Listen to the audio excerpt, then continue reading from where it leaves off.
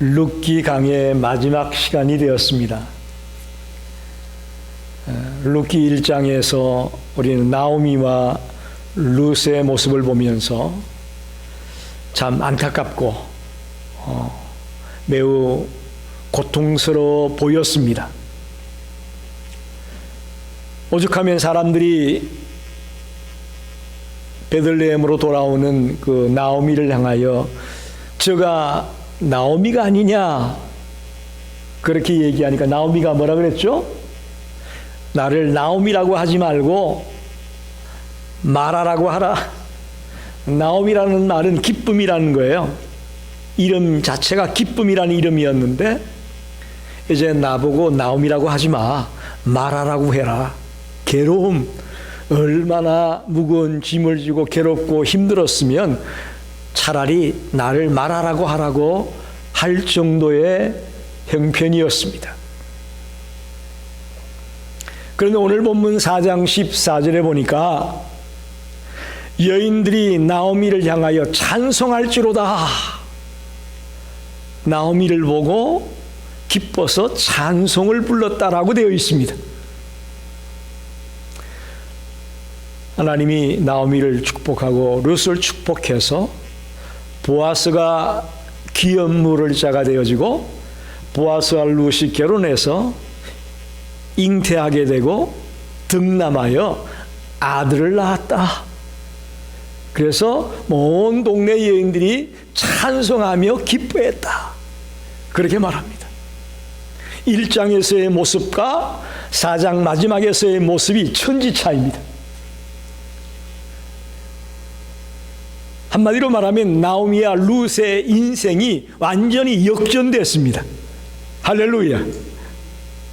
오늘 이 말씀을 듣는 저와 여러분의 인생도 나오미나 룻과 같이 하나님의 은혜로 역전되어지기를 간절히 축원합니다. 룻기는 해피엔딩이라고 말씀을 드렸죠.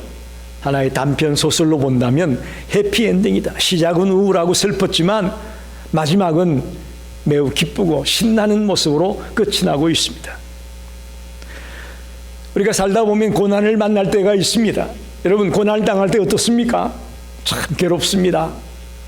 한치 앞을 내다볼 수가 없고 한숨만 푹푹 나오죠. 그런데 이 고난을 믿음의 눈으로 바라본다면 이 고난이 변장하고 찾아오는 축복이다라고 생각할 수 있습니다. 할렐루야. 경험하신 분들도 많이 있을 거예요. 한 곱이 넘어갔더니 하나님이 더 새로운 세상을 예비하고 있고 준비하고 있구나라는 것을 경험해 본 자가 많이 있을 겁니다. 저도 많이 경험했습니다. 믿음의 눈으로 바라볼 때에 이 고난이 변장된 축복이라는 거죠. 제가 처음 개척했던 교회 뒤에는 무슨 밭이 있다고 했어요? 배밭이에요. 배 가수가 전부 다 배 가수원들이 늘렸습니다. 봄만 되면 그 가수원에서 벌어지는 일 중에 하나가 많은 일꾼들을 불러다가 가지치기 하는 거예요. 멀쩡한 나무의 가지를 다 자르는 거예요. 여러분, 얼마나 아프겠습니까? 그 나무의 입장에서 볼 때는 가지를 자른다, 전지 작업을 한다, 굉장히 고통스러운 거죠. 그런데 결과는 어떻습니까? 더 열매가 굵어지고 더 탐스러운 열매를 맺게 된다는 사실입니다. 한국에 있으면서 우리 가족들이 같이 설악산으로 야영을 갔습니다. 설악산 계곡 옆에다가 텐트를 치고 하룻밤을 잔 적이 있는데 그 계곡 물소리가 얼마나 시끄러운지 잠을 제대로 못 잤어요. 근데 가만히 그 계곡을 바라보니까 왜 그렇게 시끄러운가 했더니 물이 내려가다가 돌뿌리에 걸리잖아요. 그래서 돌들이 막 바닥에 깔려 있으니까 물이 내려가다 돌뿌리에 걸려가지고 그게 착 넘어가는 것도 있고 옆으로 가는 것도 있습니다. 그러면서 소리가 나는 거예요. 더 시끄럽게. 마찬가지입니다. 우리 인생이 걸어가는데 우리 앞에 고난이 닥치고 환난이 문제가 맞닥뜨려질 때가 있습니다. 근데 그거를 차고 넘어가게 되면 이 여인들이 나오미를 보고 찬송을 불렀듯이 우리의 인생에도 찬송이 울려 퍼지게 될 것을 믿습니다. 예? 팽팽하기만 하면 찬송 소리가 별로 안 나요. 앞에 고난과 환난과 역경이 가로놓여서 그걸 치고 넘어갔을 때에 찬양이 울려 퍼지고 기쁨이 넘치게 되는 순간이 온다는 거죠. 저는 크리스찬의 인생은 역전의 인생이다, 그렇게 말씀을 드리고 싶습니다. 요즘 프로 스포츠 경기들마다 포스트 시즌이 진행되고 있습니다. NBA 프로농구도 지금 포스트 시즌을 겪고 있고, 또 프로 하키 NHL 프로 하키 경기도 지금 플레이오프 시즌을 보내고 있고, 또 축구도 프로 축구들도 플레이오프 시즌을 보내고 있죠. 그런데 경기들을 보게 되면 몇 초 남기지 아니하고 경기가 뒤집어지는 역전승들이 많이 있습니다. 저는 경기를 보지는 못했는데 뉴스를 통해서 봤는데, 보스턴과 마이애미 히트가 플레이오프를 했는데 6차전 경기에서 이제 보스턴이 지면 끝나는 거예요. 그런데 보스턴에서 0.1초를 남기고 슛을 성공시켜가지고 그 경기가 역전됐습니다. 그래서 7차전까지 가게 되는 기회를 받게 되죠. 기가 막힙니다. 0.1초에 역전이 됐습니다. 오늘 인생을 역전시키는 하나님, 이런 제목으로 함께 은혜를 나누고 싶습니다. 첫째로 보아스와 룻이 아들을 낳게 하심으로 그들의 인생을 역전시킵니다. 13절에 보게 되면, 이에 보아스가 룻을 맞이하여 아내로 삼고 그에게 들어갔더니 여호와께서 그에게 임신하게 하심으로 그가 아들을 낳은지라. 여러분, 여기서 특이한 게 있습니다. 보아스와 룻이 결혼하여 아이를 베게 됐는데 하나님이 여호와께서 그에게 임신하게 하셨다. 할렐루야. 우리 생각에는 그저 부부가 함께 잠을 자서 아이가 생겼나 보다 생각할지 모르겠지만 엄밀히 따지면 그게 아닙니다. 하나님께서 잉태케 하고 등남게 해야 아이가 생기는 것입니다. 이제 나오미는 모압 땅으로 이사 가서 남편 엘리멜렉이 죽었습니다. 또 두 아들 기럨과 말론이 죽었습니다. 이제 집안에 여자만 셋 남은 거예요. 집에 대가 끊어지게 생겼습니다. 아무런 희망이 없습니다.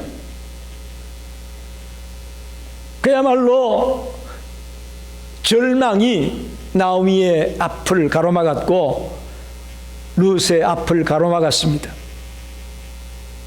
그런데 모든 것을 내려놓고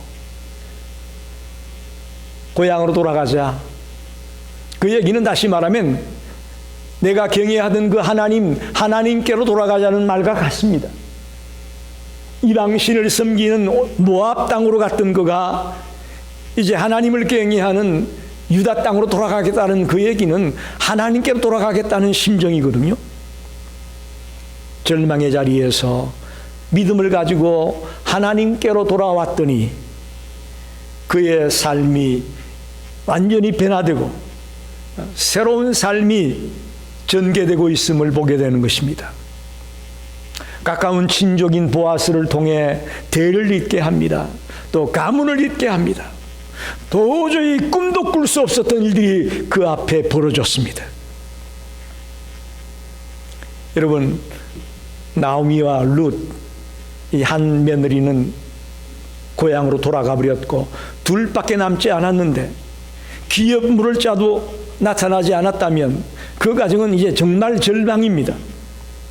그런데 믿음 좋은 보아스라는 기업 물을 자를 만나게 하시고 또 자기 며느리와 결혼해서 아이까지 낳게 하고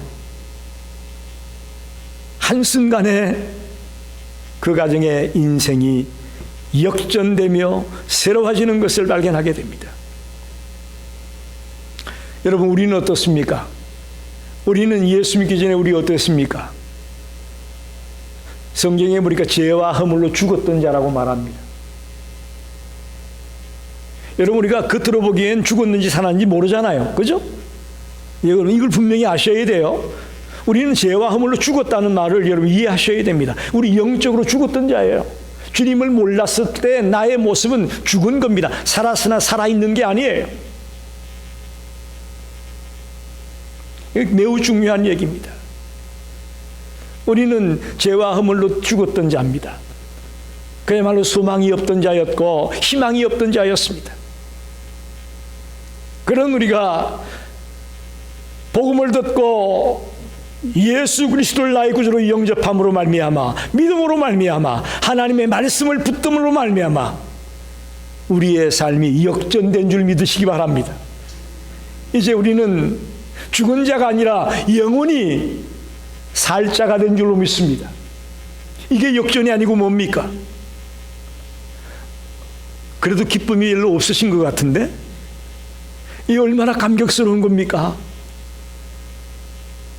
죽었던 내가 영원히 살게 된 자가 되었다는 이 엄청난 역전이 우리에게 벌어졌다는 사실을 잊지 마시기를 바랍니다. 두 번째로 오늘 15절을 보니까 이렇게 말합니다. 이는 내 생명의 회복자이며 내 노년의 봉양자라. 곧 너를 사랑하며 일곱 아들보다 귀한 내 며느리가 낳은 자로다 하니라. 이렇게 말하고 있습니다. 여호와께서 룻을 통해 나오미에게 아들을 안겨줍니다. 이 소식을 듣고 나오미와 룻만 기뻐한 게 아니라 온 마을 사람이 기뻐했습니다. 온 마을 사람이 너무너무 기뻐했습니다. 그래서 하나님을 찬송하고 하나님께 영광을 돌리는 일들이 벌어졌습니다. 그런데 오늘 본문에 보니까 일곱 아들보다 귀한 며느리를 통해 생명의 회복자이며 노년의 봉양자인 아이를 얻게 되었다 이렇게 말합니다. 생명의 회복자, 노년의 봉양자 이런 표현이 나와 있습니다. 이건 무슨 말이냐면 두 아들을 잃어버리곤 얼마나 가슴 아픈 눈물을 흘렸겠습니까? 쓰라린 눈물을 흘렸겠습니까? 그런 나오미에게 룻을 통해 아이를 얻게 되면서 새로운 생명의 회복을 얻게 되었다는 감사의 표현이다 이렇게 볼 수 있습니다. 이 오벳이라는 말은 뜻이 있습니다. 섬기는 자 그런 뜻이에요. 섬기는 자. 섬기는 자가 누구예요? 종이라는 얘기예요.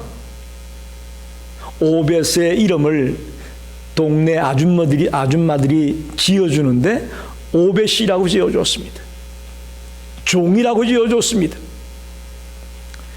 다시 말하면 이 아이는 나오미의 회복자가 되어서 나오미를 섬기게 될 거고 또 늙었을 때 나오미의 봉양자가 되어가지고 나오미를 잘 섬겨줄 것이다 라는 그런 의미에서 오벳이라고 이름을 지어줬어요. 할렐루야. 그야말로 나오미와 룻에게 있어서 이 생명의 회복자를 주심으로 인생을 역전시켜 주십니다. 그 아이가 다윗의 조상이 되어지고 더 나아가 예수 그리스도의 조상이 되어집니다. 그야말로 생명의 회복자가 그 가정을 완전히 바꾸어 놓습니다. 여러분, 우리에게도 생명의 회복자가 있습니다. 누굽니까? 예수 그리스도가 생명의 회복자입니다. 할렐루야. 우리는 내 인생에 희망이 없고 좌절과 낭망만 우리 앞에 가득 놓여 있었을 때에 우리에게 인생의 회복을 시켜줄 수 있는 구원자가 나타나셨는데 바로 그분이 예수 그리스도라는 거죠. 정말 암울하고 어둡기 짝이 없는 이 인생살이 속에서 우리에게 서강이 비치고 등대와 같은 역할을 하는 그분을 만나게 되었는데 바로 그분이 예수님입니다. 예수님을 생명의 회복자로 삼으시고 저와 여러분의 인생이 역전되기를 원합니다. 요즘 질병 때문에 죽는 사람도 많지만요, 자살로 죽는 사람도 무지하게 많습니다. 왜 그럴까요? 인생에 희망이 없기 때문에, 소망을 잃어버렸기 때문에 자살을 하는 겁니다. 저와 여러분이 예수님을 통해 내 생명이 회복되어지고 인생이 회복되어지는 이 감격을 맛보고 내 인생을 완전히 바꾸는 그런 자가 되기를 간절히 축원합니다. 바꿔야 됩니다. 좌절한 상태에 놓여 있어서는 안 됩니다. 새롭게 용기를 내고 희망을 가지고 다시금 일어날 수 있는 자가 되기를 바랍니다. 그럴 때 우리의 삶이 역전될 수 있는 겁니다.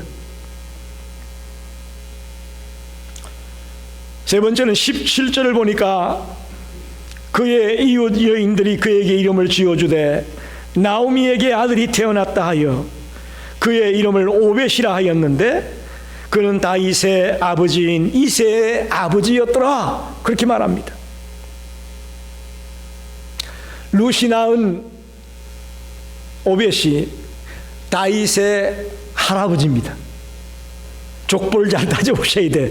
오벳이 다윗의 할아버지가 됩니다.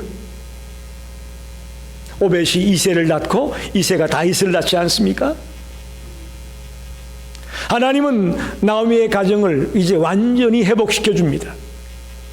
그리고 다윗 왕가를 세우고 그 가정을 통해 메시아가 태어나고 온 인류를 구원하는 희망의 빛이 그 가정을 통해 주어지고 있음을 보게 됩니다. 도대체 왜 이런 놀라운 축복이 나오미의 가정에 임하게 되었을까? 뭐 여러 가지 이야기할 수 있겠죠. 믿음으로도 돌아왔다. 이방신을 섬기는 땅에 갔다가 하나님께로 돌아왔다. 하나님의 약속을 붙들었다 등등 말할 수 있겠지만 가장 중요한 것은 하나님의 자비와 긍휼이 임하였기 때문입니다. 여러분, 내가 뭘 열심히 노력했고 내가 예뻐서 하나님이 나에게 축복했다 그렇게 생각하지 마세요. 우리는 죽었다 깨어나도 그렇게 못합니다. 어떻게 그런데 내게 이런 은혜가 있느냐? 하나님의 자비와 하나님의 긍휼이 나를 뒤덮었기 때문에 가능합니다. 할렐루야. 우리가 미국 와서 이만큼 살고 있는 건요, 하나님의 자비와 긍휼 때문임을 믿습니다.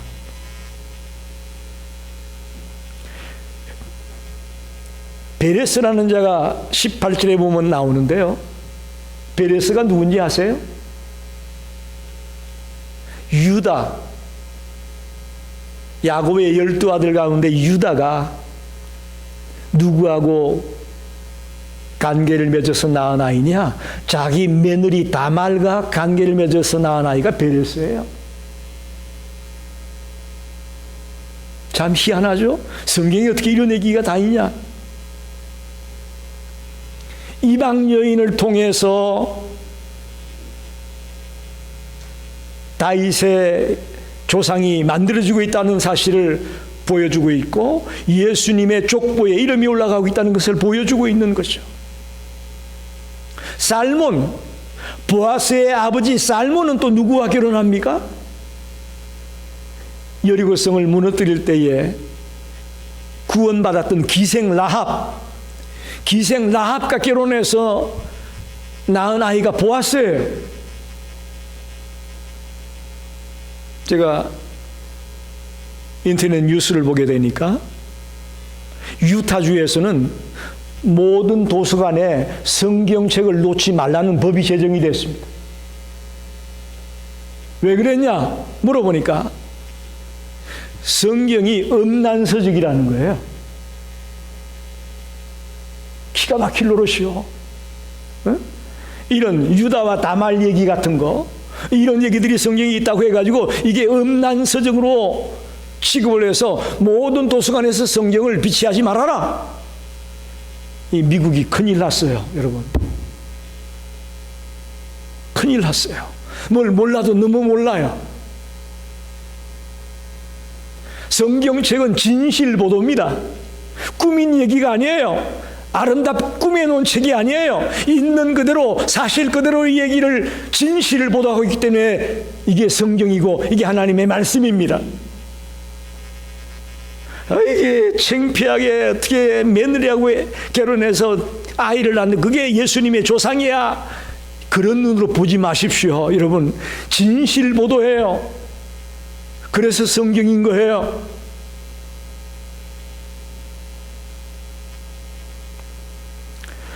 어떻게 베레스가, 어떻게 보아스가 또 살몬이 족보에 올라갈 수가 있느냐? 하나님의 자비와 하나님의 긍휼과 하나님의 은혜였기에 가능함을 믿습니다.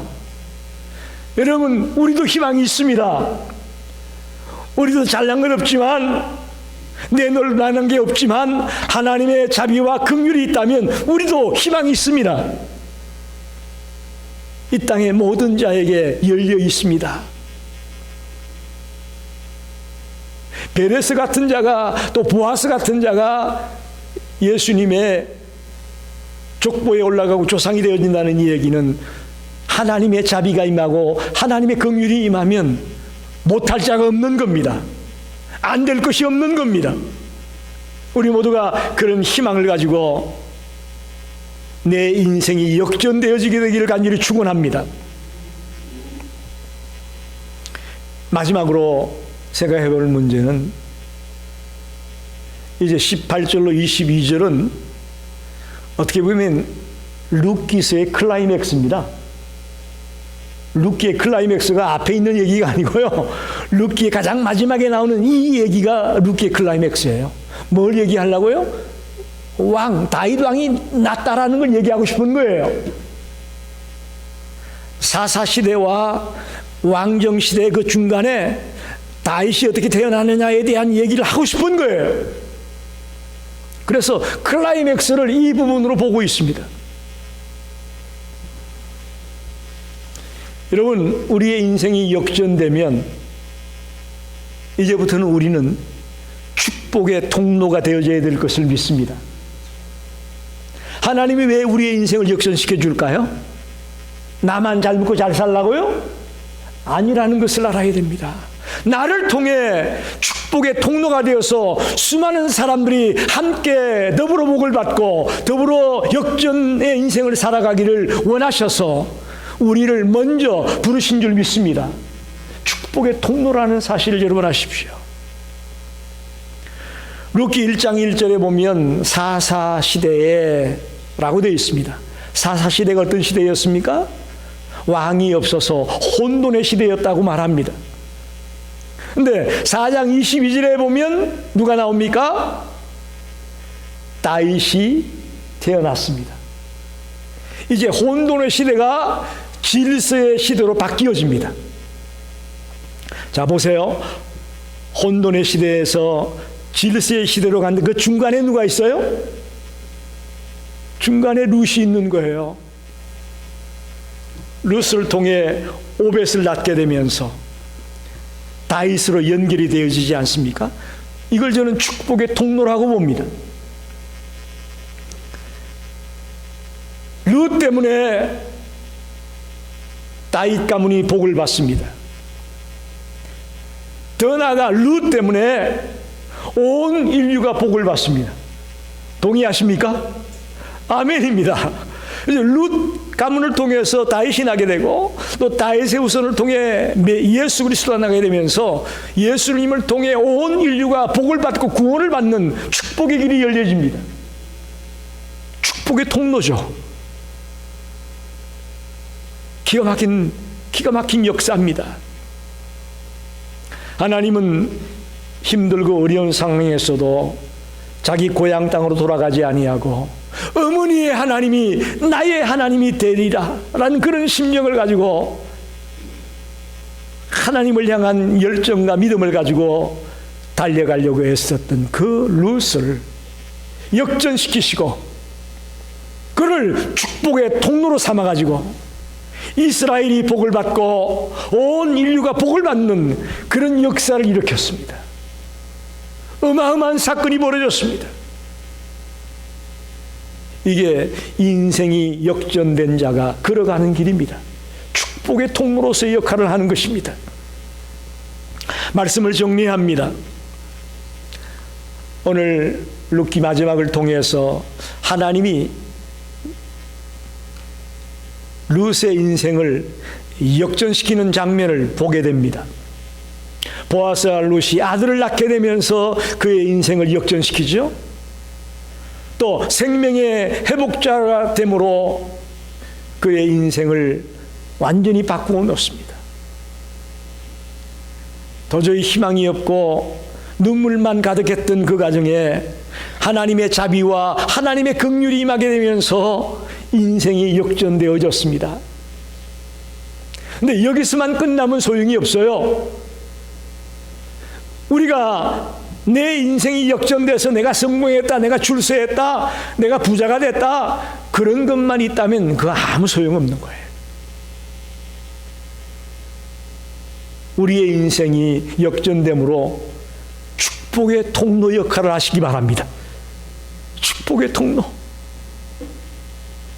나를 만나는 많은 사람들이 주님께로 돌아오게 되고 또 내가 속한 단체가 주님을 몰랐다가 주님을 알게 되어지고 믿음의 자리로 나오는 수많은 내 가족, 친지, 이웃들이 나로 인해 생겨지기를 바랍니다. 하나님은 믿음으로 달려가기 애쓰고 하나님의 말씀에 순종하는 삶을 살려고 애쓰는 자를 절대로 그냥 두지 않습니다. 아멘입니다. 절대로 그냥 두지 않습니다. 하나님 살아계십니다. 지금도 우리 곁에 계십니다. 그 하나님이 저와 여러분의 인생을 역전시켜 주시고 우리를 축복의 통로가 되게 해 주실 것을 믿습니다. 남은 생애를 우리 한번 이렇게 멋지게 살아가게 되시기를 간절히 축원합니다. 기도합니다.